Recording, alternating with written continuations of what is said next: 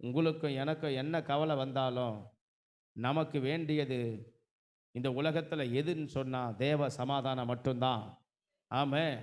இந்த உலகத்தில் நமக்கு எவ்வளவு பாதிப்பு வந்தாலும், எவ்வளவு நாம ஸ்தோத்திரம் பாதிக்கப்பட்டாலும், நெருக்கப்பட்டாலும், நமக்கு வேண்டிய ஒன்று எதுன்னு சொன்னா தேவ சமாதானம் தான். அந்த தேவ சமாதானத்தை மட்டும் நீங்க பிடித்து கொள்ளுங்க. அந்த தேவ சமாதானத்தை மட்டும் நீங்க விட்டுடாதீங்க. அந்த தேவ சமாதானத்தால மட்டும்தான் உங்களை நிம்மதிப்படுத்த முடியும், உங்களை ஆறுதல் படுத்த முடியும், உங்களை வாழ வைக்க முடியும், உங்களை மறுபடியும் திரும்ப உங்க நிலையில கட்டி நிறுத்த முடியும். அந்த தேவ சமாதானம் மட்டும்தான் உங்களை தைரியத்தோடு நடத்தும். அந்த தேவ சமாதானம் மட்டும்தான் உங்களை அந்த தேவ ரட்சிப்புக்குள் நிலைநிற்க வைக்கும்.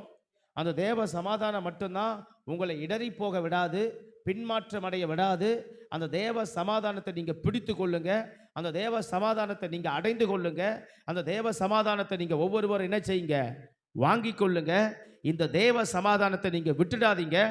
அந்த தேவ சமாதானம் தான் உங்கள் வாழ்க்கைய அற்புதமா, அதிசயமா, உங்க இருதயங்களையும் சிந்தைகளையும் கிறிஸ்து இயேசுவுக்குள் அது காத்து கொண்டு நடத்தும்.